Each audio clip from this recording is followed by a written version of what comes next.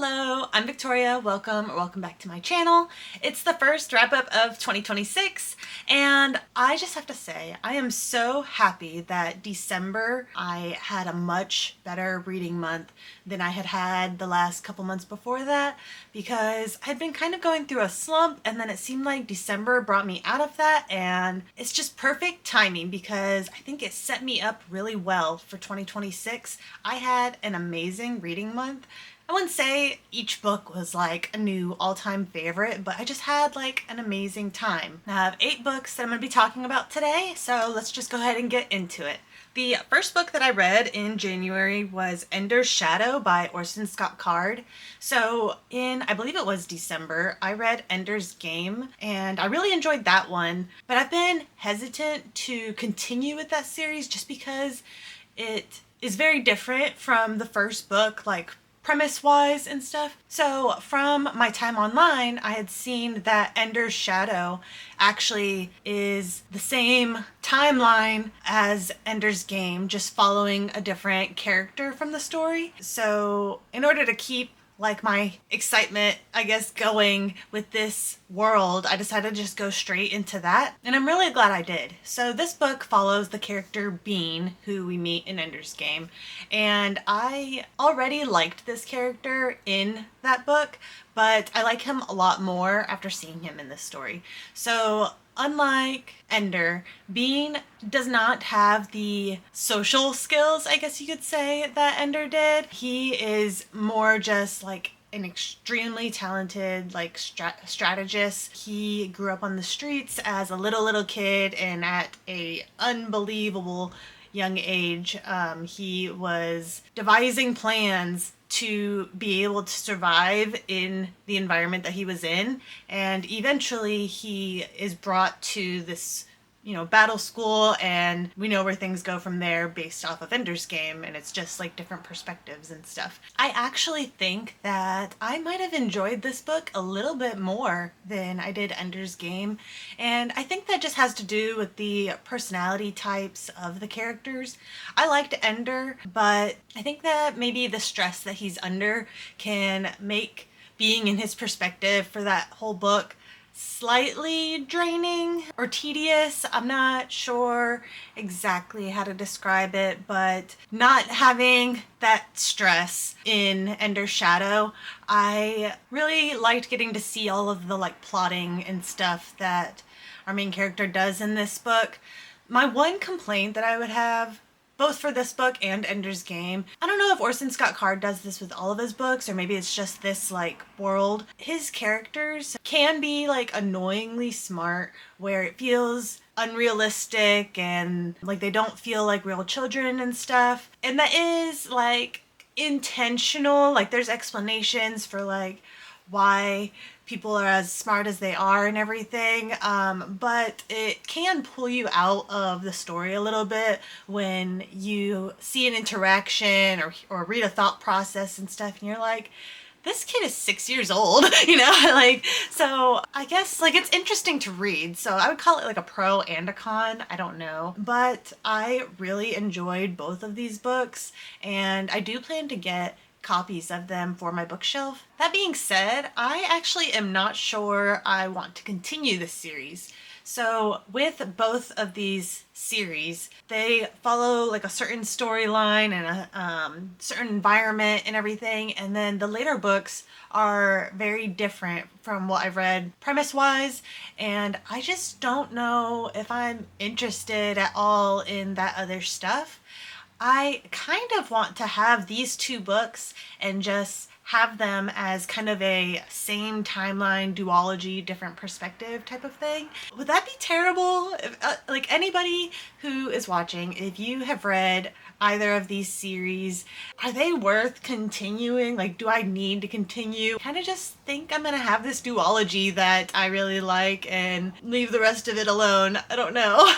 But the next book that I read in January is Senlin Ascends by Josiah Bancroft. This is the first book in the series The Books of Babel, and I had like seen this around at bookstores and online and stuff, but I had never looked into it. I didn't really have any idea of what it's about besides like tower, you know? Like that's kind of all I really knew. I don't remember what made me decide to check it out, but I ended up checking out the audiobook on Libby and it blew my mind. I had such an amazing time with this book. I'm not gonna say it's a new favorite right now, with me having only read the first book of this series, but I see potential for it to get there if the rest of the series is as good as the first book. So in this story, we're following Senlin, and he is a teacher in his little small town who has recently gotten married.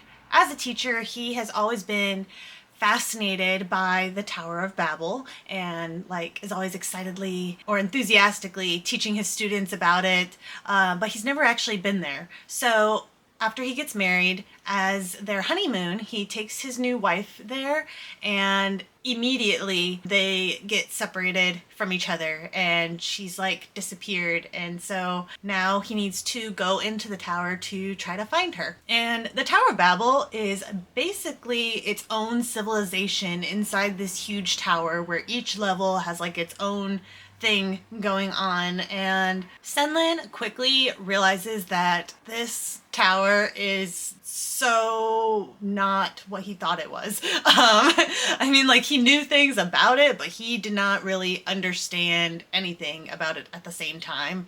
And so it is a huge adventure, and it's also a huge experience for Senlin. Like he is a very passive, gentle kind of guy who's like maybe quite naive and honestly a little bit on like the boring slash annoying side. And he has a lot of character growth throughout this story, which I loved. But I think that there's more to come. Like after having read this book, I would say you have to at least be okay with Senlin's character, even if like you don't love him, because I think that the character development is the point of this series. Like yes, it's an adventure going through like these different levels of the tower and stuff, like seeing this basically world in the tower, but I think it's really about Senlin's character development, and it is done in a way that I would say is like some of the most natural and realistic character development I think I've read. And so you can't expect like a 180, like go from flawed character to now like real hero that like you love everything about. And so I would say check out this story, but don't be surprised if Senlin isn't like the typical hero that you would expect of a fantasy story, I guess. In the description of the book, there's actually one line that I really like. It's at the end. It says, "This quiet man of letters must become a man of action." And I just think that that just sounds cool. I don't know. Next up, I read My Dearest Monster by Sean Fletcher. This is an urban fantasy. It's the first book in this series, and I'm pretty sure it's the only one out right now. I really enjoyed this. I am undecided if I'm going to continue with the series, but even so, I had a really good time with it. We're following this girl named Kiara and her boyfriend, James, secretly, like without her knowing, is kind of like part of this force that's working to stop like demons and like monsters and stuff. Well, one day James actually ends up getting possessed by this demon named Damien, and when Kiara finds out about this, her reaction is to try to kill the demon. And so in order to survive, he tricks her into making a deal with him, like a bargain with him. And now their lives are linked, and the organization that James was a part of is very interested in whatever is going on between her and this demon. And also there's some other stuff going on, big picture wise, that I don't want to get too much into. But yeah, so I would actually say strengths wise, this book I feel like does the chemistry between our two main characters really well. I like the slow but not too slow development of the relationship between them, and I also just like their individual character personalities as well. However, I would say there wasn't a lot of side characters that I was really interested in. There are side characters, but to me most of them don't really add much to the story, so then it just feels like, I don't know, like, you know, when a side character isn't very fleshed out, sometimes it can just feel like a shadow man there when you're picturing it in your head. They just weren't important to me, but the plot line was interesting. I like the relationship dynamic and development and like the reason and setup for their dynamic, I guess. So definite strengths to it. But I love that it's an urban fantasy that has what appears to be like a ongoing plot throughout the different books. At least that's how it appears from this first book. And as you know, that's something that is a really big deal for me when it comes to urban fantasy. So I'm very happy about that, and so just based on that alone, it's something that I would recommend to other people because I feel like it's well written, even if I do have that kind of issue with not really caring a ton about the side characters. Even with that, I still have a lot of things that I would recommend about it. But next up, I listened to the audiobook for The Shadow Glass by Josh Winning. I had never heard of this book, this author, nothing. I actually found this because I was literally just browsing through the different fantasy books that were like available now in my Libby because I didn't know what I wanted to listen to at work one day, and that's how I found this. I am so happy I did. This is another book that I'm going to end up buying a copy of. This was just so unique. So our main character is this guy named Jack. His dad became famous for creating this movie called The Shadow Glass, which was like one of those puppet movies, like never-ending story style. And at the time when he first made it, it was not like a hit, but it eventually gained this cult following, and there's a large fan base now. And our main character is not really in love with it now. He used to be. As a kid, he loved this movie. However, as an adult, his relationship with his father became very strained. And so, you know, the connection to that led to like a strained relationship with the movie itself as well. Well, his father passed away at the start of the book, is when he's dealing with that. It's not like a later thing. But yeah, so his father passes and he needs to return to his hometown to deal with some stuff.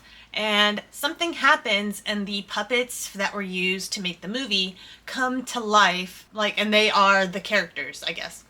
And basically, the world that the movie is about is real, and something caused the souls of those characters to, or like creatures, whatever, to then go into the puppets of them and stuff in our world. And our main character gets sucked into the process of figuring out what needs to be done to fix everything and save both worlds. I thought the story was surprisingly great.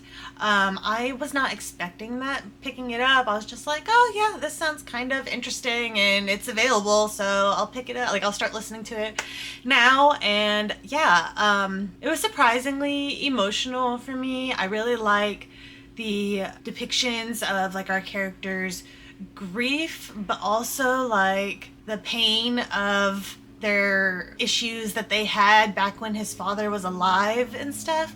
I felt like that portrayal was done really well. I also felt like the way that the movie in the story created this like sense of wonder and magic to like the fans of the movie.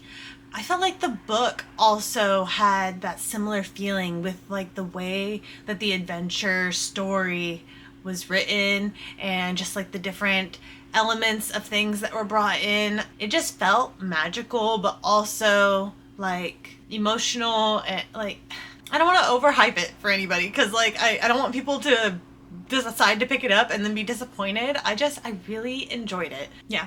This was a good read. I'm so happy that I started out my year reading this book. But next I read Wolf Brother by Michelle Paver, and this is the first book of a series called The Chronicles of Ancient Darkness. I believe this is a middle grade series, but if I remember correctly, I think I remember reading in like the reviews of this book that this is kind of inspired by Native American mythology or lore. I don't know if that's 100% true. In this book, we're following this young boy named Torak who grew up in the forest with his father. At the beginning of the book, his father gets killed by this demon-possessed bear, and Torak, has to go, per his father's dying command, basically, to this mountain and do something in order to cleanse the evil, I guess. And he ends up finding this wolf pup who is gonna become like his best friend and brother and also spirit guide to the mountain. And it is just his journey there and all the things that kind of get in the way and everything. And we meet some other characters as well, and I just thought this was really nice. The atmosphere and environment and the writing style made me feel more connected with nature. But that could also just be me. I watch a van lifer's YouTube video and I want to live in a van. I read a book about a boy living in the forest and I'm like, yeah, I could live in the forest. But writing style wise, I feel like this kind of reminded me of Tamora Pierce, but more naturey. It has this older writing style to it, and I don't mean that in a bad way. But overall, this was a book that I had a fun time reading it, and I would definitely recommend it to other people who were closer to the target demographic. I think it's great. I just don't know if it's what I need as an adult and where I am at life and everything. Yeah, so I guess I'm just gonna file this one away for being able to be oh, I think this person would love this book. Because I do think it's great and I do think people should read it. I just don't think I'm going to continue with the series. But next I read The Wizard's Butler by Nathan Lowell. This was also a surprise. I read this on Kindle Unlimited. It, I think, got recommended to me because the author of this book, I think, also has written a lit RPG, and I get recommended a lot of those, and so I think it just kind of went down that line. However, this book is not that. This is a cozy fantasy. I would recommend this book for people who liked either Legends and Lattes or The House Witch. All three of these books I feel have similar vibes, at least to me. And I think that the core common thing is the main character is just really content with their career path, what they're doing professionally, and maybe that's just the dream, and so it just feels really nice to me. But yeah, all three of those have similar feelings to me. So yeah, if you like those other two books, I really recommend trying this out. It's about this guy named Roger who is a vet who's out of the military now. He had a failed attempt at being an EMT and he is reaching the point where he's kind of getting desperate for a job. Well, the agency that was helping him find employment, they end up pointing him in the direction of this butler position at this mansion. And so he goes to the interview, and the niece of this old man is yeah, I need you to be his butler, but also we needed someone who is strong to take him down because if needed, because he's got dementia and thinks he's a wizard and he's a mess. And so we'll pay you $5,000 a month plus after a year, when we can put him in a home somewhere, we'll pay you $1 million. And he's okay, so room, board, $5,000 a month, $1 million after a year. Sure. Yeah, why not?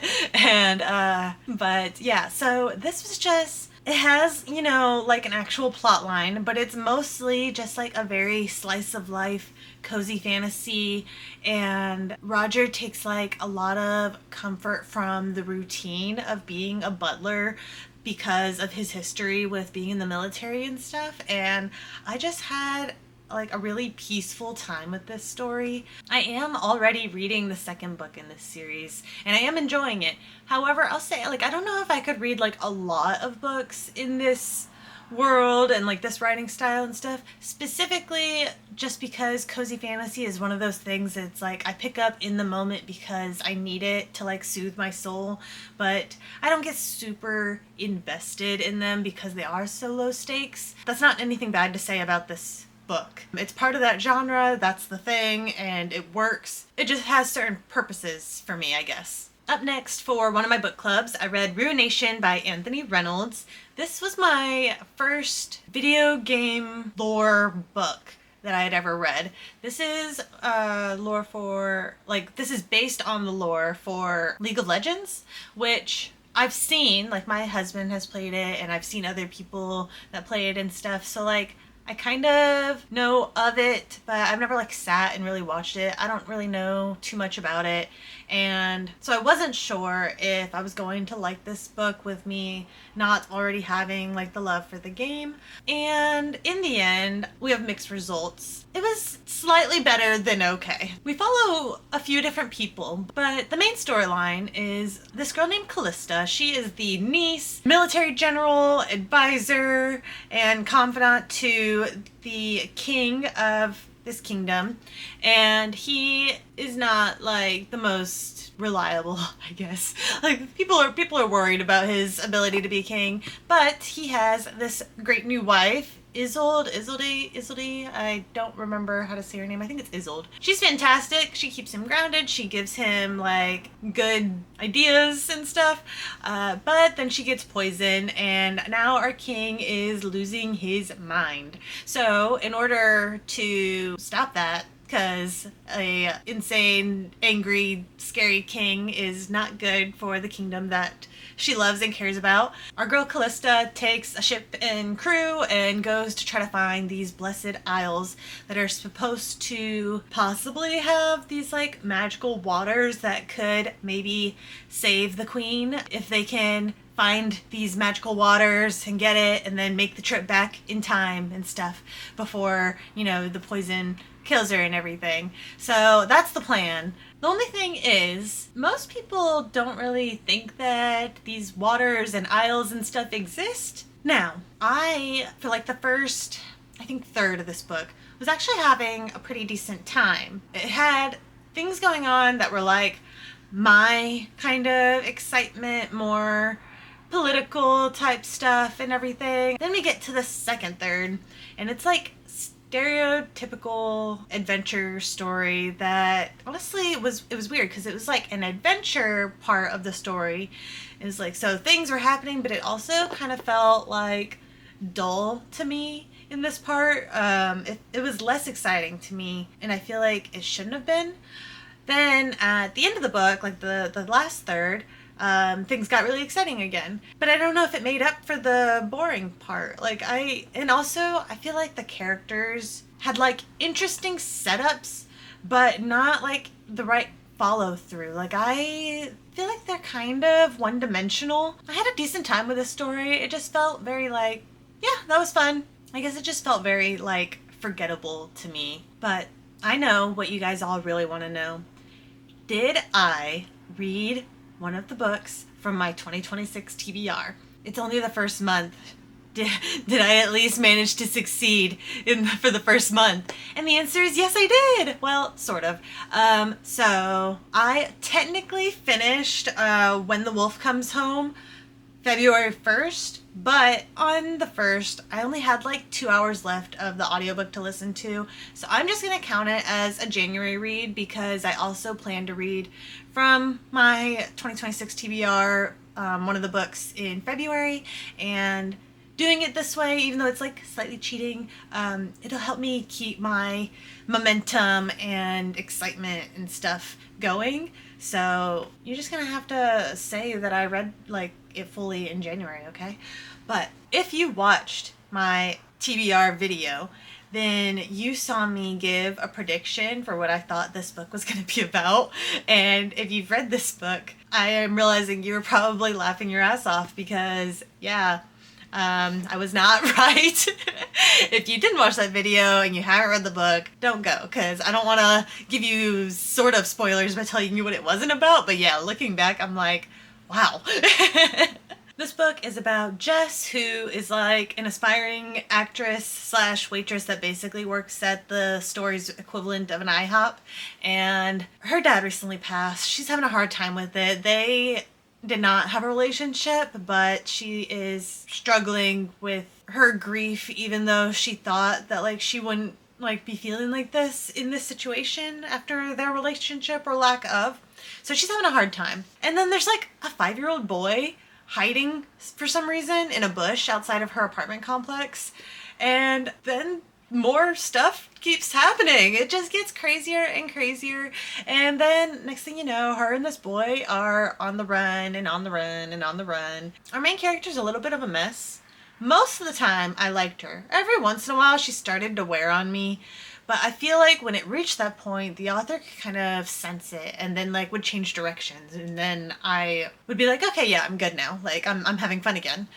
So I don't really have too much complaints writing style wise. Like I think it was fine. Plot wise, blown away. I wouldn't say it was like 5-star masterpiece thing. Like it didn't feel like a perfect story to me, but of, you know, like all the all the horror books that like, you know, I've been attempting and stuff, definitely my favorite by far so far. The direction this story goes and the plot twists that it has, I was not expecting at all. So like definitely like a good job on like the unique and like surprising factors of the story. Like that was really something. Like, I really liked it. The only thing, like, aside from, like, some annoyances with, like, the main character's personality, nothing bad, like, too bad. But the only thing that I would have as, like, a complaint for this book would be, I don't think I ever really felt afraid. Maybe it's just, like, the kind of horror that it is. It just felt, like, exciting, like an adventure to me. This is like, oh, what's gonna happen next? Like, I never felt scared. So I wouldn't say it's like the best horror that I've read, scary wise, if we're going for like how scared it makes me feel, but like how much I enjoy the story it would be. So that's where we're at. I don't know which book from my TBR I'm gonna read next month, but for a first pick of the year, I feel like this was a pretty good one. I tried looking up Nat Cassidy's other books to see if they had written any others that would appeal to me, and I don't know, like just the descriptions and stuff, like what they seem to be about, none like stuck out to me. But if there's any y'all have read that you're like, no, I actually really think you would like this one, then like let me know. I'd be interested in trying out some other ones, I guess, like if it actually seemed, you know, up my alley. Yeah, I've been talking forever, and that's the last of the books that I read in January, if we're counting that last book. Let me know if you had any really great or really terrible books that you read in January. Thank you guys so much for watching. Have a great day. Bye!